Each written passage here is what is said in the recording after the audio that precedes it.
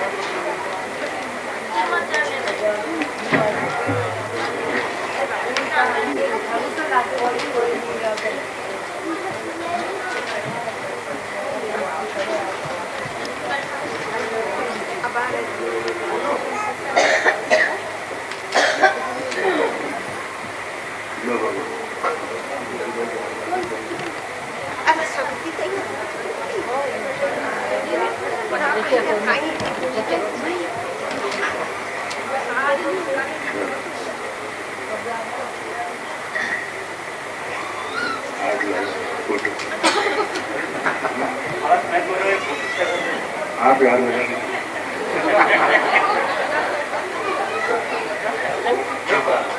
हर काम में एडवांस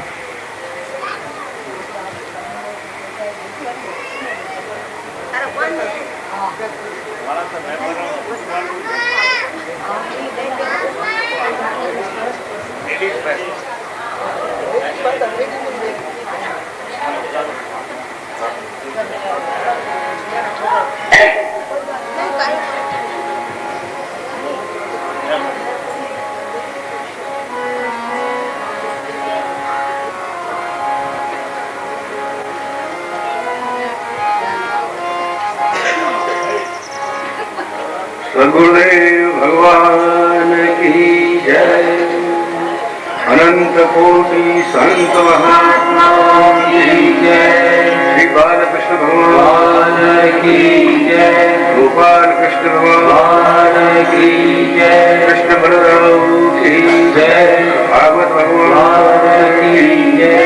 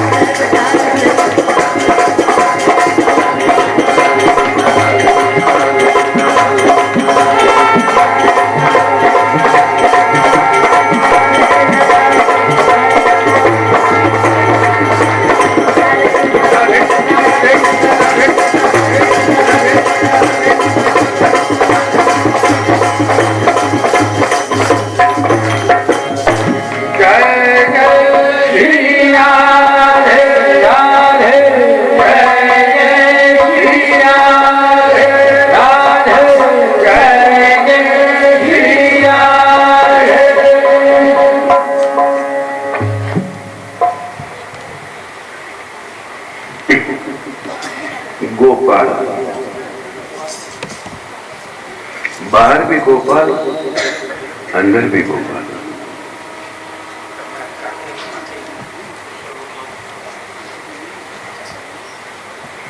सब जगह गोपाल ही गोपाल।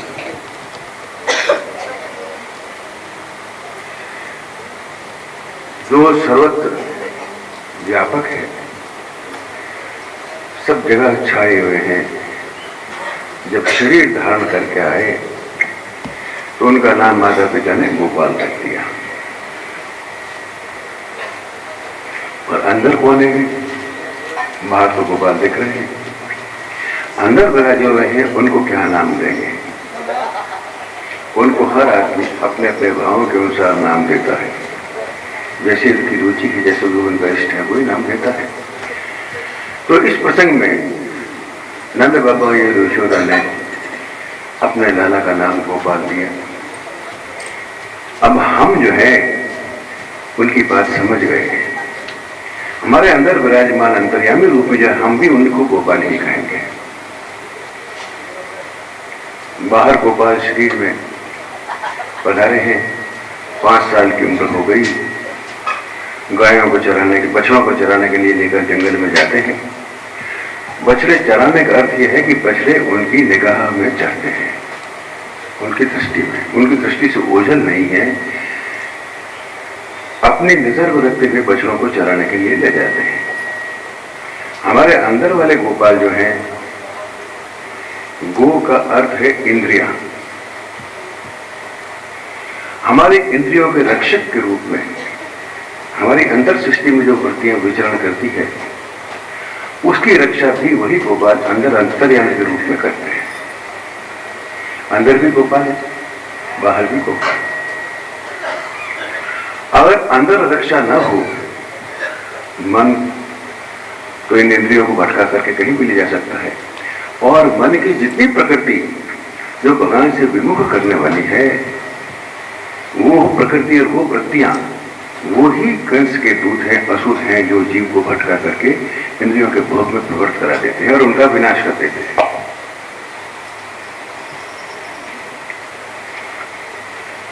प्रातःकाल के सत्य में था, गोपाल बलराम अपनी ग्वाल मंडली के साथ बछड़ों को चराने जंगल में जाते हैं। कंस के दूत चारों ओर फैले हुए हैं। जो बालक, पता नहीं वो कौन सा बालक है जो उसका काल है, इसलिए आदेश दे देगा, जो बालक जहां दिखे उसका वध कर डालो। दूत चारों ओर फैले हुए हैं और कई रूपों में है। अगर मारने वाले अगर सामने आ जाए तो फिर वो कैसे मार सकेगा? लोग तो बच जाएंगे या उसको मार देंगे। इसलिए वो सामने तो नहीं आते, सामने दूसरे रूपों में आते हैं और आकर के हमारे में मिल करके हमारा नाश कर देते हैं। ये असुर प्रकृति जो है, इस तरह से रूप उनके जो, जैसे पूतना थी तो राक्षसी, मगर सुंदर स्वरूप धारण स्त्री का करके धारण करके नंद बाबा के घर में घुस गई। इसी तरह एक असुर जिसका नाम था वत्सासुर, वत्स मतलब बालक, बछड़ा, उसने देखा छोटे छोटे बछड़े हैं, वो तो बेचारे कूदते फांदते जाते रहते हैं और ये भी अपने उन बछड़ों को चराने लेके जा रहे हैं। एक छोटे सा सुंदर बछड़े का रूप धारण करके उन बछड़ों की टोली में मिल गए। मौका देखकर, इस दृष्टि से मौका देख करके कभी न कभी इनको पछाड़ दे ही देंगे, इनका विनाश कर ही देंगे। रूप बिल्कुल बछड़े का बनाया ताकि उसको कोई पहचान ना पाए कि ये है कौन, ये कपट। मगर भगवान की नजरों से कौन छिपा है? भगवान ने देख लिया, समझ लिया, वो ये जो नया बछड़ा आया है ये हमारी टोली का नहीं है, ये वो रूप बछड़े का सर और उन सबसे सुंदर था।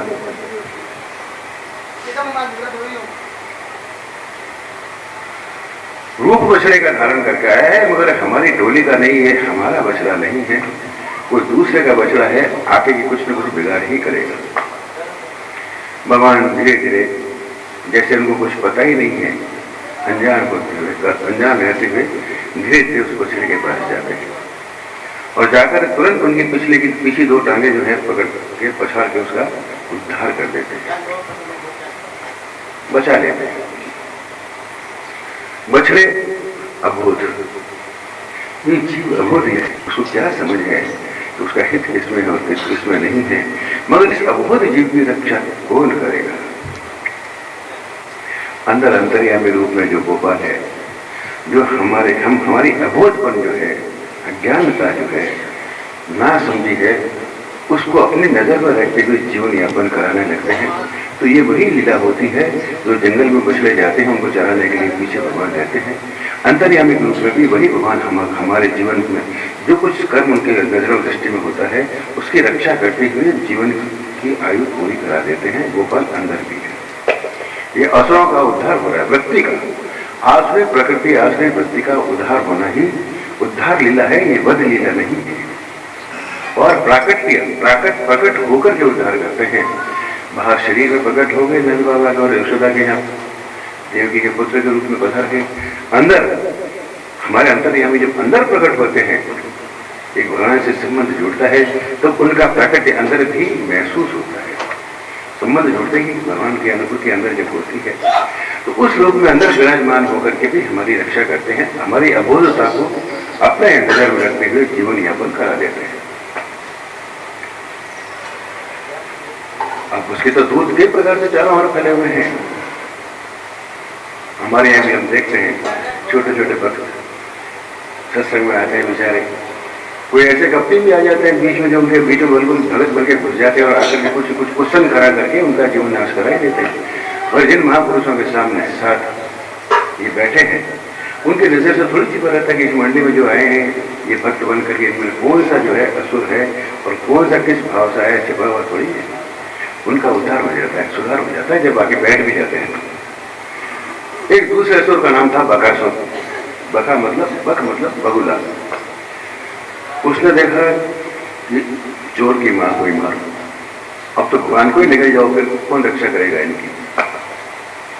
सरोवर के किनारे जहां ये बछड़े पानी पीने जाया करते थे, किनारे जाकर के विशाल गाय बगुला एक टांग पे खड़ा होकर ध्यान की अवस्था में, ये इसको पाखंड कहते हैं, कपट और पाखंड। जो वत्सासुर नाम का बछड़ा था वो कपट का स्वरूप था, और ये बकासुर जो है वो पाखंड है। जो है, जो दिखता है वो है नहीं, अंदर कोई और है, दिखता कुछ अलग है, उसको पाखंड कहते हैं।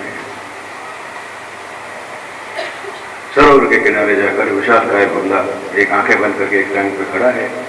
सारे बछड़े जाके वहां पानी पीने जाते हैं, तब तक वो कुछ नहीं बोलता, पर जैसे ही गोपाल कृष्ण कन्हैया उनके पीछे पीछे सरोवर तक जाता है, तो तुरंत उसको अपनी चौंच में निकल करके अंदर निगल देता है। बलराम अगर सब देख रहे हैं, वो भीषण विशाल गाय बगुले ने कृष्ण को निगल लिया। एक क्षण के लिए तो चिंता होती है, हाय हाय मची। दूसरे क्षण देखते हैं उस बगले के प्राण फिर उड़ गए। तलवे के अंदर पहुंचते भगवान ने इतना विशाल आकार धारण किया, उसका तलवा फट गया और उसका उद्धार हो गया। मतलब चली नहीं। भगवान के सामने पाखंड भी नहीं चलता, कपट भी नहीं चलता। ये कपट है, आखिरी कपट है, पाखंड है, जितनी आसुरी प्रकृति है, यही तो कंस के दूत हैं और क्या, और सारे जगत में फैला हुआ है। अभी भी नित्य लीला में अभी भी नित्य लीला चल रही है। रोज बछड़े चराने जाते हैं, शाम को होली की धुन करते हुए वृंदावन में अपने घरों में आ जाते हैं। वही ग्वालिनिया उनकी प्रतीक्षा में खड़ी रहती हैं, नरक नरक के निहाल पूर्तक होती रहती है। ये इधर इस तरह से लीला चल रही है। उधर गोपाल बछड़ों की रक्षा में जब जाते हैं, उनकी नजर में बछड़े चल रहे हैं, तो उधर उनकी रक्षा, वो उनको रक्षा करके उनका अपने शरण में रखते हैं, और उधर उनको चित्त को आकर्षित करके प्रेम में वशीभूत करके उसको अपने शरण में ले लिया। जब मन ही उनके शरण में चला गया तो और कौन बिगाड़ेगा। अब एक दिन जाते जाते देखा तो एक भयंकर अजगर, उसके आकार का यह वर्णन है कि पृथ्वी के इस छोर से उस छोर तक कितना लंबा हुआ अजगर, और उसका जो है मुंह फटा हुआ जो था, उसका एक होठ तो जमीन पे टिका हुआ और दूसरा मुंह का होठ आकाश पे टिका हुआ। ऐसा भयंकर अजगर, और जीभ जो है उसकी लाल लाल ऐसी दिखाई दे रही जैसे कोई सड़क बनी हुई। उसका नाम था अघासुर। अघ का अर्थ होता है पाप। पाप, अघ मतलब पाप। पाप नाम का असुर जो है वो उसका आकार है भी, ये पाप जो है जगत में इस पृथ्वी के इस छोर से उस छोर तक फैला हुआ है, और उसका होठ यहाँ से पृथ्वी से आकाश तक उसका क्षेत्र है, उसमें पूरा वो अजगर जो है पाप रूप का जो नाम का अजगर फैला हुआ है, लेटा हुआ है। जब बालों ने देखा, बालकों ने देखा, अरे इतना विशाल विचित्र प्राणी कहाँ से आया, समझ नहीं पाए ये है कौन। और जो जीव सड़क की तरफ देख रही थी, कौतूहल बस सब के सब जो वो बालक जो थे उसके मुंह में उस सड़क समझ करके उस जीप के ऊपर चल के उसके अंदर घुस गए, मगर उसने मुंह बंद नहीं किया, मुंह खुला रखा, वो तो घुस गए सब। भगवान ने देखा, अरे ये बालक हैं, अब वो जिनको पता नहीं ये अजगर है कौन। और ये सड़क जो जीप जो देख रही है सड़क की तरह, ये तो सड़क नहीं है, उसकी जीप है, और ये इसका मुख है जो आकाश से जमीन से आसमान तक जो है फैला हुआ है। इनको पता नहीं कि कहाँ घुसना चाहिए। भगवान पीछे पीछे चले उनकी रक्षा करने के लिए, और वो इसी प्रतीक्षा में था कि जैसे ही भगवान अंदर आएंगे तो मैं मुंह बंद करके उसको देख लूंगा। भगवान को कौन निकल सकता है भाई? भगवान तो जानते थे ये है कौन। जैसे ही अंदर उसने मुंह बंद किया, भगवान ने अपना विशाल आकार प्रकट करके उसके पेट को फाड़ करके निकल गया और सबको बचा करके बाहर निकाल दिया। तो अर्थ क्या है? ये पाप जो है, कर्मों के द्वारा जो पाप होते हैं, इसका सारा सब कुछ साम्राज्य पूरी पृथ्वी के इस छोर से उस छोर तक कर्म का क्षेत्र है। और वो जो है 1 फुट नीचे और 1 फुट आकाश में फुट जो टिका हुआ है, वो भी पूरे ब्रह्मांड पूरी पृथ्वी को ऊपर नीचे बाएं बाएं नाप लिया उसने। और ये जीव जो लाल लाल दिख रही सड़क की तरह, ये वो उस कर्म का मार्ग है जहाँ हमको पता नहीं कि इस सड़क पर कर्म करते करते कैसे जीना चाहिए, कर्म की गति क्या है। हम अपनी अनजाने में जैसी हमारी बुद्धि है, अबोधता के कारण दुनिया में जीवन में कर्म करते रहते हैं और पाप के ग्रास होते रहते हैं। और अगर भगवान रक्षा ना करे तो कौन बचा सकता है उस कर्म के फल से, कर्म की गति से? तो जो असुर है, कंस जो है, वो चाहता था कि भगवान को ही निकल लो, फिर इसकी रक्षा करने वाला कौन है, फिर मेरा साम्राज्य स्थापित हो जाएगा। तो ये भगवान जिनके रक्षक हैं, जिनकी दृष्टि में उनके बालक हैं, भगवान उनके पीछे रहते हैं, उनकी नजर में सारे कर्म होते हैं, जीवन सारा उनकी नजर में चलता है, सब कुछ करते हुए।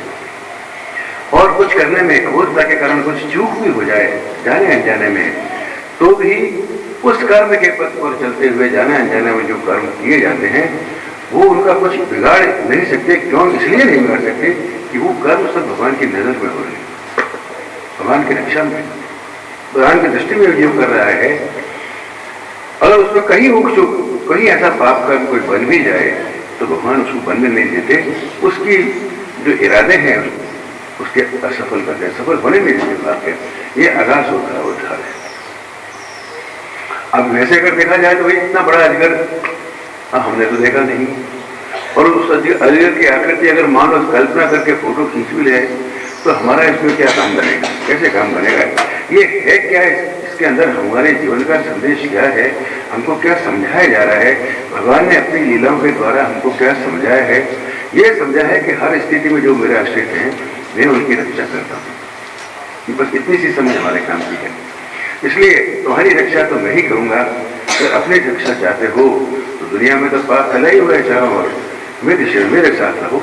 शरण नहीं है यहाँ साथ है, शरण तो दूसरी बात है। ये सखा भाव का रस जो है वो चखाया जा रहा है। पितृमंडी है, बाल गोपाल है, छोटे छोटे बच्चे उनके साथ है। अबोधता जो कुछ जानते नहीं, अपना भला बुरा नहीं जानते, उनको क्या करना क्या नहीं करना, खाते पीते मस्त रहते हैं क्योंकि घड़ी की शरण में भगवान उसकी रक्षा के लिए निरंतर उनके साथ रहते हैं। गोपाल अंदर मन जो एक असुर है, जो किसी भी वृत्ति को प्रकट करके हमारे अंदर जीव का नाश करके इन इंद्रियों को भोग में प्रकट करके जीव का नाश कर सकते हैं, उसकी रक्षा अंतर्यामी गोपाल जो है अंदर बैठ करके प्रेरणा देकर समझा के अंदर से समझा करके हमारी रक्षा करते हैं। और बाहर से वही गोपाल आज भी है, वही गोपाल जो हमारे शरीर को बाहर से रक्षा करते हैं, वो सदगुरु के रूप में आज हमारे साथ आज भी हमारी रक्षा करते हैं। शरीर शरीर में बाहर प्रकट होकर के सदगुरु के रूप में हमारी रक्षा करते हैं। और वही सदगुरु, वही गोपाल जो बाहर है, अंदर अंतर्यामी के रूप में भी है, अंदर से समझा कर अपनी समझ दे करके हमारी रक्षा पाप कर्मों से बच लेते हैं। ये असुरों का उद्धार की लीला अनवरत जब से सृष्टि बनी है तब तक चल आ रही है, अभी भी चल रही है और सृष्टि के अंत तक चलेगी। अगर ऐसा न हो तो सृष्टि को प्रलय विनाश होने में कितने समय लगेगा? एक क्षण हो जाएगा, एक क्षण में प्रलय करेगा अगर भगवान रक्षा नहीं करेगा। ये जब सुना ब्रह्मा जी ने कि ऐसा कोई बालक, यहाँ बड़ा विचित्र बालक जो है गोकुल वृंदावन में है, तो अगासुर का पेट भी फाड़ दिया, बकासुर भी उसका कुछ नहीं बिगाड़ सके। ऐसा विचित्र बालक ये मेरी सृष्टि में आया कहाँ से? सृष्टि तो मैंने बनाई, मेरी सृष्टि में मैंने तो ऐसा बालक नहीं बनाया जो इस तरह का जो है लक्षण विचित्र जो कार्य करता है, जो मेरी नजर मैं भी नहीं कर सकता वो कार्य वो कर रहा है, ये कौन है? संशय हो गया ब्रह्मा जी को। अब असल बात यह है कि ब्रह्मा जी ही गो रुक्मिणी पृथ्वी को लेकर के भगवान के पास पापों का भार उतारने के लिए, प्रार्थना करने के लिए गए थे और उनके सामने ही उनको कहा कि मैं देवकी और वसुदेव के घर में पुत्र के रूप में जन्म लूंगा। और वही बालक है जिन्होंने देवकी के पुत्र के रूप में जन्म लिया और ब्रह्मा जी को इस बात का पता था। फिर भी क्योंकि सृष्टि रचना का अधिकार उनको दे दिया गया, उस अधिकार के अभिमान के कारण ये भूल गए, समझ नहीं, ये चूक गए। ये वही बालक है देव के पुत्र जो भगवान स्वयं पधारे हैं, जिन्होंने वादा किया पृथ्वी का भार उतारने के लिए मैं खुद आऊंगा। ये दिमाग से उतर के ये कर्तापन का अभिमान जो है विवेक कर लेता है, सत्य की पहचान नहीं हो पाती, संशय हो गया ऐसा कौन है। देख ले एक दिन भगवान बछड़ों को लेकर के चराने गए। उस दिन ये तय हुआ बलराम और सब ग्वाल वालों के साथ, भाई आज अपना भाटा वाटा लेकर के चलेंगे और दोपहर में जो है लंच आज वही करेंगे, दोपहर का भोजन वही करेंगे। अब दोपहर का भोजन के लिए बछड़े चल रहे हैं, चलने के लिए छोड़ दिया। इधर उनके भोजन के जो भाटे थे सब टिफिन वगैरह खुल खुला करके और भोजन का काम शुरू हुआ। मौज मस्ती में थे, अटकेलियां कर रहे थे। बलराम जी के गोद में भगवान लेट के सो रहे हैं, कोई किसी पिटांग कर रखे, कोई किसी घोड़ी बना के बैठा हुआ है और ये बस धमा मस्ती। भगवान के साथ धमा मस्ती करने वालों की महिमा ये हो गई जिन्होंने भगवान के साथ धमा मस्ती की, और जिस जगह धमा मस्ती की है उस रथ की ये महिमा है। बड़े बड़े मुनि लोग उनको चरणों माथे लगा के कृतज्ञ होते हैं। ये रहस्य है लीला का। कुछ नहीं करना पड़ता और कुछ जानकारी नहीं, कोई ज्ञान नहीं, ध्यान नहीं, कुछ नहीं, कोई अनुभव नहीं, कोई शास्त्र नहीं, कुछ भी नहीं है। केवल उस महापुरुष, उस परम पुरुष के साथ जैसी स्थिति में जैसा भी है वैसे के लिए रह रहे हैं, खाली बस खाली रहना और उनके साथ धमा मस्ती करना। भाई बराबरी की उम्र क्या है, बराबरी की उम्र वाले हैं, उनके साथ उनको ये थोड़ी था कि भगवान है ये वही है वो। बराबरी का एक गोपाल है, अपना मंडली का यार है, उसके साथ धमा मस्ती करेंगे और क्या करेंगे, धमा मस्ती करेंगे। वो फिर धमा मस्ती में मस्त थे। इधर बछड़े चलते चलते थोड़े दूर निकल गए। अब ब्रह्मा जी को मौका लगा इसकी परीक्षा की जाए ये है। तो ब्रह्मा जी ने दूर निकल गए और उनको ध्यान है अगर बछड़े कहाँ चले गए, तो सब के सब उनको ढूंढने के लिए जैसे उठ के भागने लगे। भगवान ने कहा तुम वो बिल्कुल एक हाथ में घास एक मुंह में, उस स्थिति में ध्यान आया कि बछड़े नहीं कहीं दूर चले गए। भगवान ने कहा तुम तो रुको मैं जाता हूँ। उसी स्थिति में दौड़े, सब जगह ढूंढ लिया, कहीं बछड़ों का पता नहीं लगा। समझ गए कि कर्तव्य किसकी है। ब्रह्मा जी को तो फिर आदेश दिया गया था कि तुम इस शक्ति की रचना करो। तो वो तो एक कर्मचारी थे उसके रूप में। कर्मचारी अगर स्वामी की परीक्षा करे और स्वामी से छिपा हुआ है कि कौन सा कर्मचारी क्या है, उनको पता नहीं है क्या। देख लिया ब्रह्मा जी ने उन सारे बछड़ों को ले जाकर अपनी किसी गुफा में मूर्छित करके कैद कर दिया, बंद कर दिया। समझ गए कि बछड़ों को जो ब्रह्मा जी ने मूर्छित करके अपनी गुफा में बंद कर दिया है। तब लौट के आए तो वहां देखा फिर वो ग्वाल बाल भी नहीं है। ऐसा जब भगवान उनके पीछे गए, ब्रह्मा जी ने उन ग्वाल बालों को भी उठा करके ले गया, मूर्छित करके अपनी गुफा में बंद कर दिया। बोले अच्छा ठीक है, मेरी बिल्ली और मेरे से ही म्याऊं। भगवान ने तुरंत एक संकल्प किया और उतने ही के उतने बछड़े वैसे के वैसे, और इतने बड़े वो ग्वाल बाल वैसे के वैसे उसी सूरत वाले एक तुरंत दूसरी घोड़ी निर्माण हो गई, डुप्लीकेट।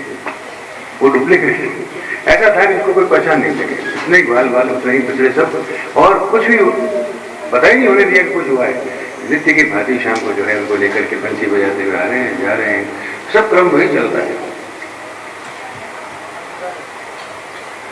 वो तो एक दिन गिरिराज जी पे तले दिन जब चल रहे थे तो बलराम जी पर्वत के ऊपर जाकर के खड़े हुए और देखा अपनी दृष्टि से, तब उनको लगा कि ये ग्वाल बाल और ये बछड़े जो है वो ओरिजिनल तो नहीं है,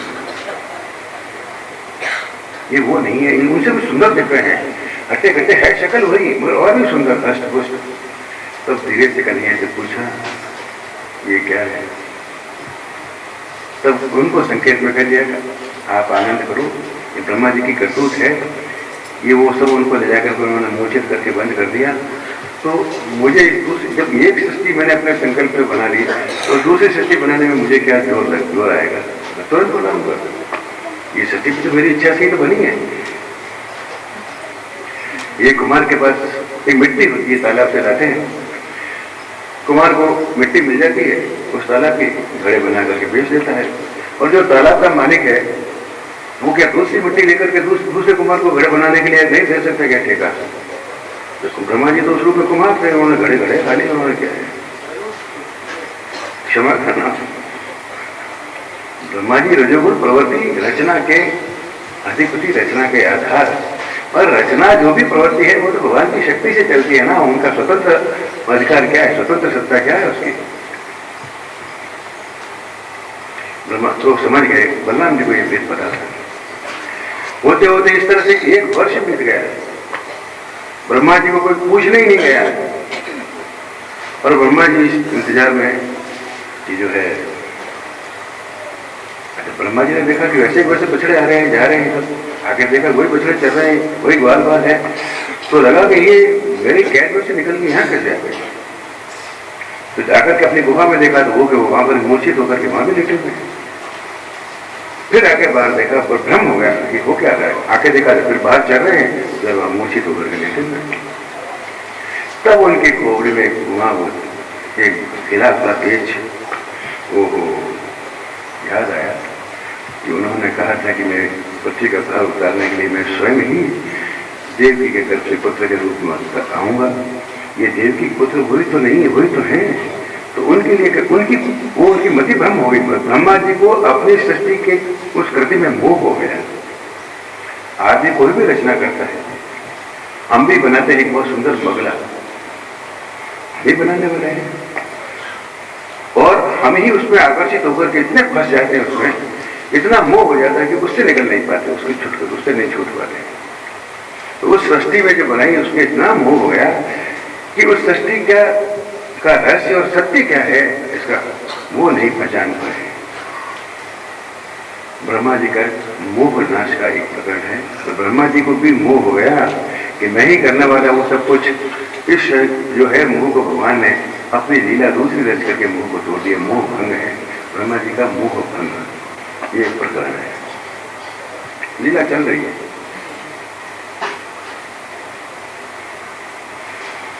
अब मंडली जा रही है रोज की तरह, बलराम कृष्ण बाल बछड़े चराने के लिए। होते होते एक दिन एक बगीचे के पास से गुजरे।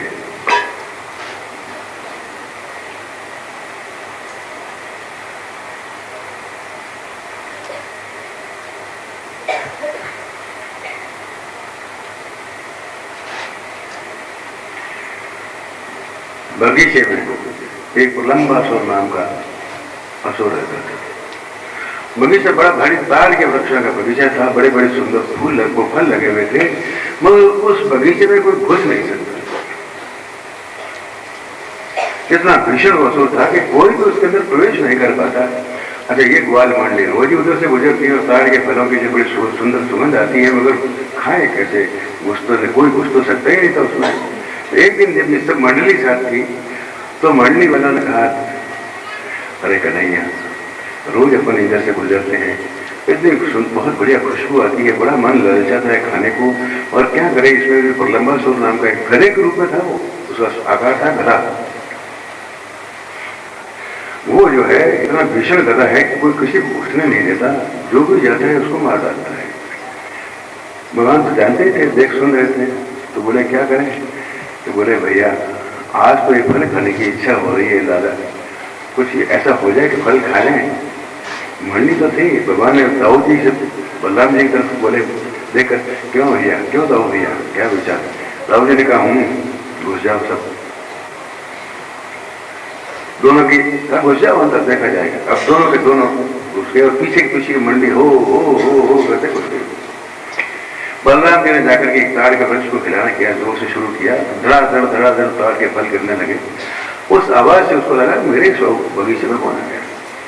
चिंगारता हुआ आया, आकर के देखा कि फल तो खा रहे हैं और बलराम जी को ताड़ का वृक्ष खिला रहे हैं। तुरंत उल्टा घूम करके दुलकती बलराम जी की छाती में मारी और मार के फिर चिंगारता हुआ चला कर डबल वेग से आके एक लत्ती और मारूंगा इस दृष्टि से।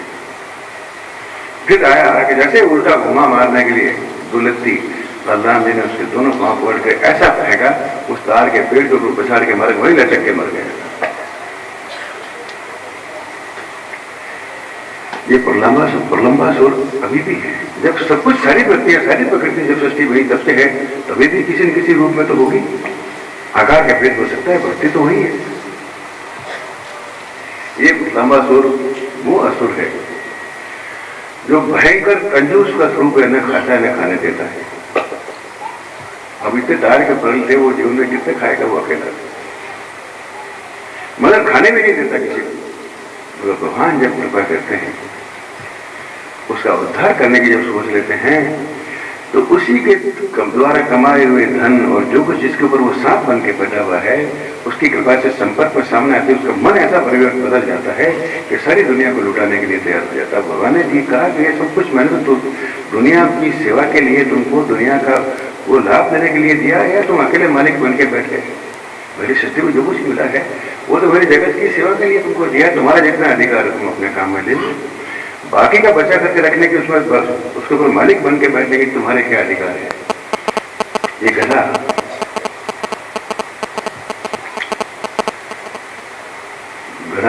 गधा के मतलब जो है, जो केवल बोझ ढोता है, और जो बोझ ढोता है वो उस बोझ का लाभ किसी को नहीं मिलता। वो गधा के रूप में था, भगवान ने उसको पछाड़ दिया, बलराम जी ने उसको पछाड़ दिया, ताड़ के वृक्ष पर लटक गया। अर्थात वो बुद्धि जो है, कृपण बुद्धि जो है, वो शुद्ध होकर के उसका उद्धार हो गया, जीवन का कल्याण होगा, क्योंकि भगवान के संपर्क में आ गया, भगवान की दृष्टि में आ गया, भगवान से संबंध हो गया। ये संबंध लीला है। भगवान प्रकट जब हुए हैं, या तो कोई किसी सर्वस्व उनसे संबंध हो जाए, या भगवान उनसे संबंध कर लें। चाहे छुरी खरबूजे पे गिरे, चाहे खरबूजा छुरी पे गिरे, खरबूजे को तो कटना ही है। असुरों का उद्धार चलता है।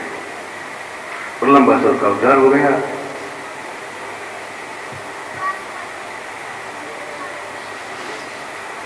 अब एक दिन ये लीला चल रही है। कुछ युवतियां, ग्वालिनियां, जो भगवान के प्रति इतनी आकर्षित थी, हृदय उनका इतना आकर्षित था, वो चाहती थी जीवन में हमारे सर्वस्व जो है ये भगवान श्री कृष्ण ही क्यों हो, हमारे जीवन में स्वामी के रूप में, हृदय के स्वामी यही बने। मगर भगवान को प्राप्त करने के में, भगवान के साथ इस तरह का अटूट संबंध जोड़ने में लोक मर्यादा, लोक लज्जा जो है वो बाधा आती है। और इच्छा तो थी। वो सारी युवतियां जो है कार्तिक मास में सुबह जल्दी नहा धो करके और कात्यायनी देवी की पूजा करने के लिए जाती थी, इस कामना के साथ के लिए कि कभी भगवान हमारे हृदय के स्वामी बने। चाहती थी, मगर लोग भय, लोक मर्यादाएं, लोक मान्यताएं, परिवार की मान्यताएं ऐसी बीच में आ रही थी कि भगवान को अपने हृदय में स्वामी के रूप में धारण करके प्रभु प्रकट हो नहीं सकती थी, स्वामी बना करके जगत में खड़ी नहीं हो सकती थी, मगर मन में कामना तो थी। एक दिन हमेशा जाती है सब मिलकर के। एक दिन देखा कि सुबह सुबह जब नहाने के लिए वस्त्र उतार करके जल में प्रवेश किया, बाहर आई तो देखे वस्त्र नहीं थे। ये चीर हरण लीला है, इसको आप उस दृष्टि से समझें। ये चीर जो है, ये शरीर के वस्त्र उतार के भगवान को हरण करने के लिए कोई प्रयोजन नहीं था। इस विषय को लेकर के कई लोगों को संशय, कई लोगों की बुद्धि दूसरी तरह की हो जाती है। और भगवान से संबंध के परिप्रेक्ष्य में ये लीला है, ये भगवान जीव और ब्रह्म के संबंध के परिप्रेक्ष्य में ये घटना है। उसको उस दृष्टि से समझेंगे तो सही बात समझ में आ जाएगी। बुद्धि कई बुद्धिवादी जो उसको समझ नहीं पाए, उनका बुद्धि जो शरीर तक ही सीमित है, वो इसके आगे कुछ सोच ही नहीं पाते कि चीर हरण होता क्या है, चीर क्या है, चीर क्या है और उसका हरण क्या है।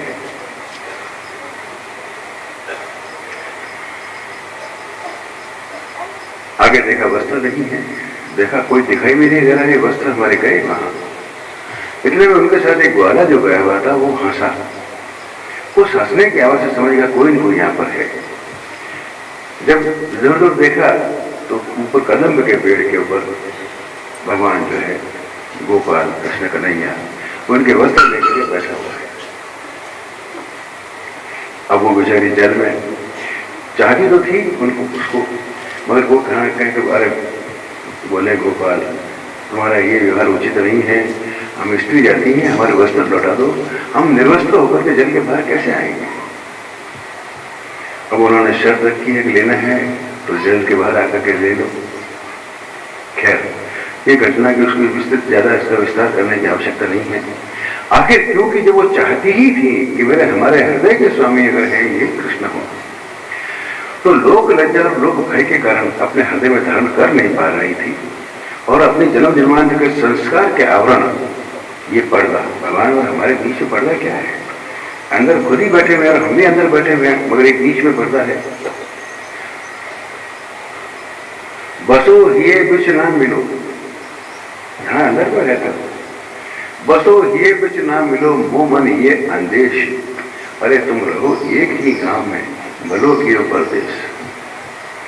यहां ही विराजमान हो, क्या यहां रहते हुए भी ऐसे परदेशी हो गए कि हमारा आपका मिलना असंभव हो गया, बीच में पर्दा आ गया मान्यताओं का, लोक भय का, अपनी समझ का, अपने संस्कारों का, अपने कर्मों के दौरान जब हमारा मन गया, वो मन जो है हमारे उनके बीच में पर्दा बन के खड़ा हो गया।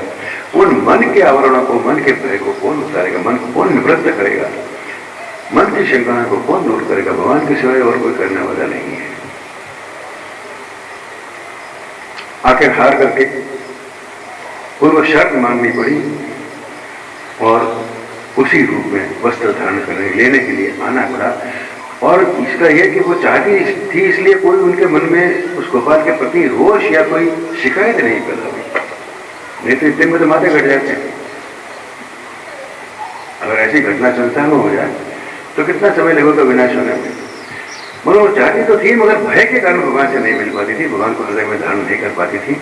मगर जब हम अपनी ओर से कुछ नहीं कर पाते तो भगवान उन आवरणों को कृपा करके, हमारे भय को मिटा करके, हमारी लोक लज्जा जो हमारे उनके बीच में बाधा है उसको हरण करके खुद ही एक प्रयास करके हमको अपने में मिलाते हैं। ये चीर हरण है जो हम नहीं कर सकते, इसको चीर हरण कहते हैं। चीर मतलब आवरण, आवरण का मतलब पर्दा, पर्दा मन का, शरीर का नहीं। शरीर के पर्दों को ये चीर हरण करें, भगवान क्या करेंगे, वो चाहते हैं क्या, जो स्वयं परमात्मा है, परम पुरुषोत्तम में उसको कुछ देह बुद्धि है क्या उसमें। वो तो देह धारण करके हमारे बीच में शरीर धारण करके इसलिए आए हैं कि हमारा एक उनके साथ संबंध हो सके और देह में रह करके देह के साथ संबंध करके हमारे अंदर के आवरणों को हर सके, अंदर की स्थितियों का सुधार कर सके, उद्धार कर सके। इसलिए तो उनका शरीर धारण करके आना ही प्रयोजन नहीं है और क्या है, बाकी उनका क्या स्वार्थ है, क्यों आएंगे, क्या करेंगे। ये उनकी इतनी माता बच्चे हमारे साथ कर रहे तो उनको क्या मिल रहा है। मगर जब से सृष्टि बनी है निरंतर हमारे पीछे लगे हुए हैं, उनको चैन नहीं है। जितना कष्ट उनको हो रहा है हमारी दशा देख करके और किसी को नहीं होता। संत की पीड़ा कोई नहीं जानता, संत अगर हैं उनकी पीड़ा कोई नहीं जान सकता, उनसे ज्यादा कोई पीड़ा में नहीं दुनिया में। हमारी दशा देख करके रात दिन इतनी पीड़ा उनके अंदर करुणा जागृत होती है, करे क्या करें। अब वो समझ नहीं रहे, सारा जीवन नष्ट हो रहा है, वैसे ही व्यर्थ चले जाएंगे जैसे आए। किस तरह से इनका सुधार हो, अपनी तपस्या से, शक्ति से, भगवान से प्रार्थना करके, दुनियादारी के लोक व्यवहार को समझा के किसी न किसी तरह से हमको रास्ता बता करके रात दिन लगे हुए हैं, किसी तरह से हमारा कल्याण हो जाए, ये भ्रम मिट जाए, हम भगवान के सनातन अंश हैं। इस बात को हम समझ क्यों नहीं पा रहे हैं। ये सबसे बड़ी पीड़ा हम संतों की है। हम क्या पीड़ा करेंगे, हम तो परिवार के लिए थोड़ा मोह वश पीड़ा करते हैं। जब हमारे काबू में रहता तो हम भी छोड़ के चल देते हैं उनको, ठीक है अपना कर्म हो गया, अब कहीं काम, एक मिनट में अलग हो जाएंगे। संत कभी अलग नहीं होते, हम अलग हो जाते हैं, भगवान कभी अलग नहीं होते, वो छोड़ के कभी नहीं जाते। हम अलग हो जाए पहले तो बोलने देना चाहते नहीं है, फिर भी अगर कोई संस्कार वश कैसे कोई दुर्घटना घट जाती है, अलग थोड़ी समय के लिए हो भी जाते हैं, मगर जो अलग हो गए हैं उनको चैन नहीं है, जगत में कहीं शांति मिल नहीं सकती। और कई वर्षों के बाद भी या जन्मों के बाद भी कभी लौट के आया कि ये गलत हो गया, हम हट के आ गए, और वहां आकर फिर पुकारा भगवान को, हे गुरु महाराज, भटक तो गए। उसी समय गुरु महाराज वही खड़े मिलेंगे, हाँ बेटा आजा, मैं तो यही खड़ा हूं, तुम चले गए तो मैं थोड़ी गया तक नहीं, तुम मुझे छोड़ के चले गए, मैं कहीं नहीं गया ना, तुम छोड़ के चले गए और कुछ कितना ही विरोध करके चले गए, उसका हिसाब किताब वो करते ही नहीं है, इसलिए वो अपनी जगह नहीं छोड़ते, उनकी जगह छूटती नहीं है। अगर वो हमारा हिसाब किताब करने लग जाए संत महापुरुष महान, तो बेड़ा ही गर्क हो जाएगा, हमारा हमको पार लगाएगा।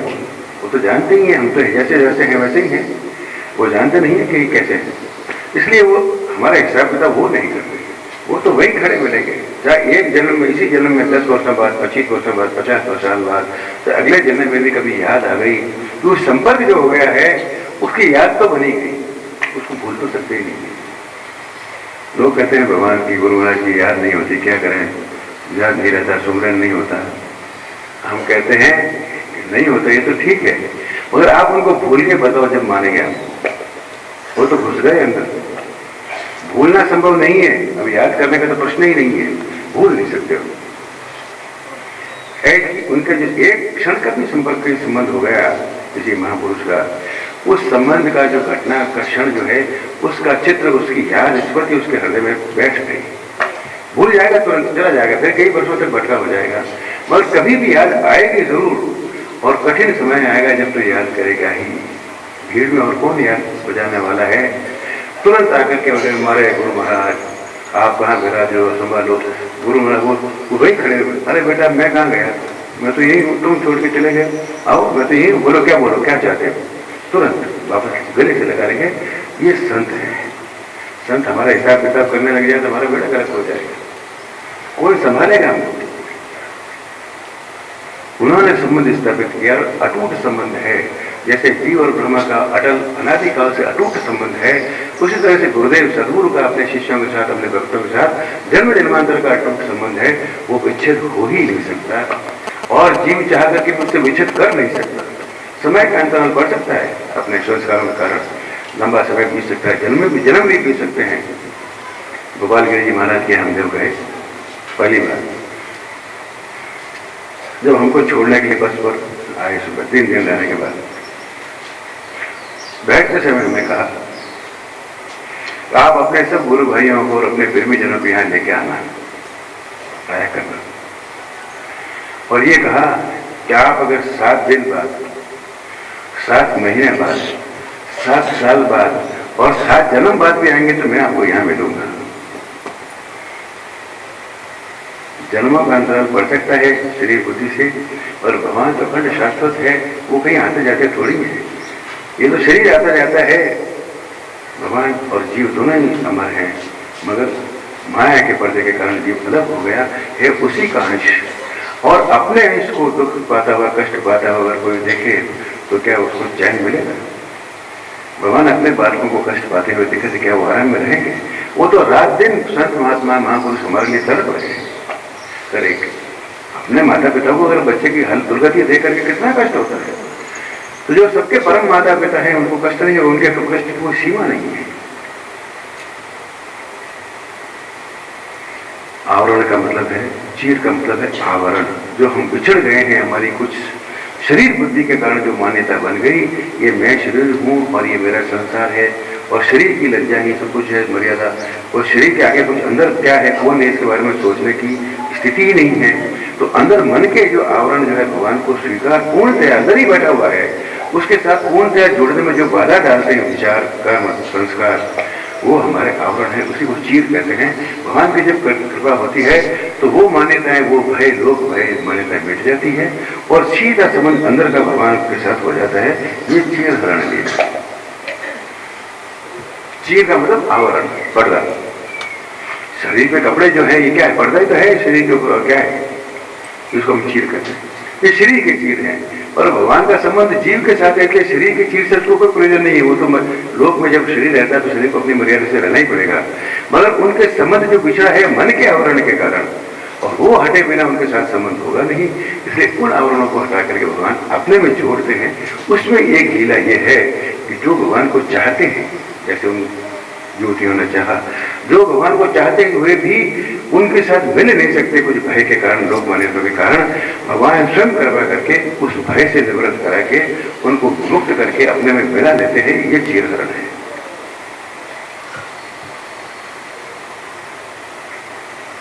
हाँ, जरा प्रेम से आगे आगे होकर के बैठ जाइए थोड़ा, और आप खिसक जाएंगे तो थोड़ा जगह है, बहुत लोग पीछे बैठे हुए हैं।